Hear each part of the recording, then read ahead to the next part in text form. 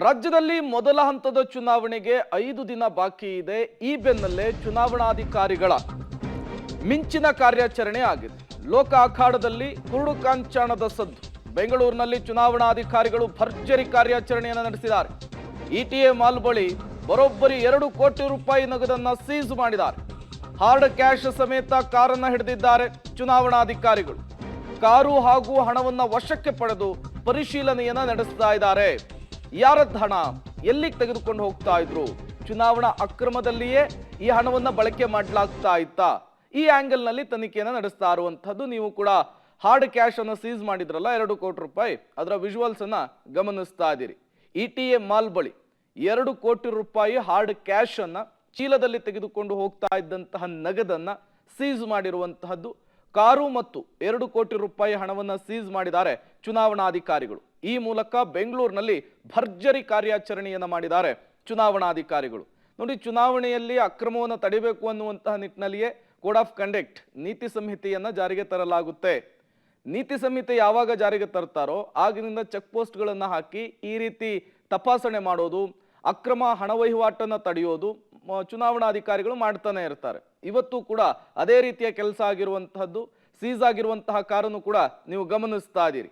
ಬೆಳ್ಳಂ ಬೆಳಗ್ಗೆಯೇ ಮಿಂಚಿನ ಕಾರ್ಯಾಚರಣೆಯನ್ನು ಮಾಡಿದ್ದಾರೆ ಚುನಾವಣಾಧಿಕಾರಿಗಳು. ಕಾರಿನಲ್ಲಿ ಸಾಗಿಸ್ತಾ ಇದ್ದಂತಹ 2 ಕೋಟಿ ರೂಪಾಯಿ ಹಣವನ್ನ ಸೀಸ್ ಮಾಡಿರುವಂತಹದ್ದು.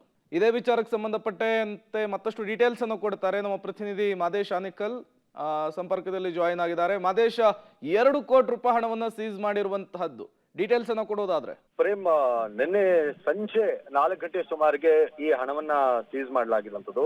ಅಂದ್ರೆ ಇದಕ್ಕೆ ದಾಖಲಾತಿ ಇದೆ ಅನ್ನುವಂತ ಮಾಹಿತಿಯನ್ನ ಏನ್ ಕಾರ್ನಲ್ಲಿದ್ದವಂತವರು ನೀಡ್ತಾ ಇರುವಂತದ್ದು. ಅಂದ್ರೆ ಇದು ನಾವು ಸುಮಾರು 1 ತಿಂಗಳ ಹಿಂದೆಯೇ ಅದನ್ನ ಡ್ರಾ ಮಾಡಿ ಇಟ್ಕೊಂಡಿದ್ವಿ. ಅದು ನಾವು ಅಂದ್ರೆ ಚುನಾವಣಾ ಖರ್ಚಿಗೆ ಸಂಬಂಧಪಟ್ಟಂತೆ ಅಂದ್ರೆ ಬೇರೆ ಬೇರೆ ಪಕ್ಷದ ಸಂಘಟನೆಗಾಗಿ ನಾವು ದುಡ್ಡನ್ನ ಇಟ್ಕೊಂಡಿದ್ವಿ ಅನ್ನುವಂಥದ್ದು. ಅಂದ್ರೆ ಈ ದುಡ್ಡು ಬಿಜೆಪಿಗೆ ಸೇರಿದ್ದು ಅನ್ನೋ ತರದ ಲೆಟರೇಟ್ ಅನ್ನು ಕೂಡ ಅವರು ತೋರಿಸಿರುವಂತಹ ಹಿನ್ನೆಲೆಯಲ್ಲಿ ವಶಕ್ಕೆ ಪಡ್ಕೊಂಡಿದ್ದಾರೆ. ಅಂದ್ರೆ 2 ಕೋಟಿಯಷ್ಟು ಹಣವನ್ನ ಸಾಗಿಸುವಂತದ್ದು ಯಾಕೆ, ಅಂದ್ರೆ ಎಲ್ಲಿಂದ, ಮೂಲ ಏನು ಅನ್ನೋ ತರದ ಪ್ರಶ್ನೆಗಳನ್ನ ಕೇಳಿ ಇಡಿಗೆ ಈ ಹಣವನ್ನ ಹಸ್ತಾಂತರಿಸಿರುವಂತದ್ದು.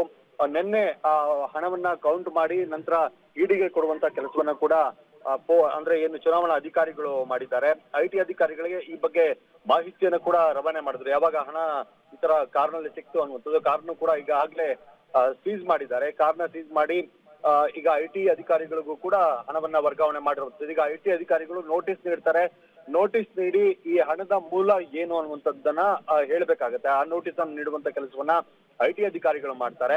ಆದ್ರೆ ಈಗ ಬಿಜೆಪಿಯ ಅಂದ್ರೆ ಅಲ್ಲಿ ಒಂದು ಲೆಟರೇಟ್ ಸಿಕ್ಕಿರುವಂತದ್ದು ಏನಂದ್ರೆ ಬಿಜೆಪಿ ಪಕ್ಷಕ್ಕೆ ಸಂಬಂಧಪಟ್ಟಂತ ಹಣ ಜೊತೆಗೆ ದಾಖಲಾತಿಗಳು ಇರುವಂತಹ ಹಿನ್ನೆಲೆಯಲ್ಲಿ ಯಾರ ಇದರಲ್ಲಿ ದಾಖಲಾತಿ ಇರುತ್ತೋ ಅವ್ರಿಗೆ ನೋಟಿಸ್ ಅನ್ನು ಕೊಡುವಂತದ್ದು, ಜೊತೆಗೆ ಕಾರ್ನ ಓನರ್ಗೂ ಕೂಡ ನೋಟಿಸ್ ಕೊಡುವಂತ ಕೆಲಸವನ್ನ ಐಟಿ ಅಧಿಕಾರಿಗಳು ಮಾಡಿ ಪರಿಶೀಲನೆ ಮಾಡ್ತಾರೆ.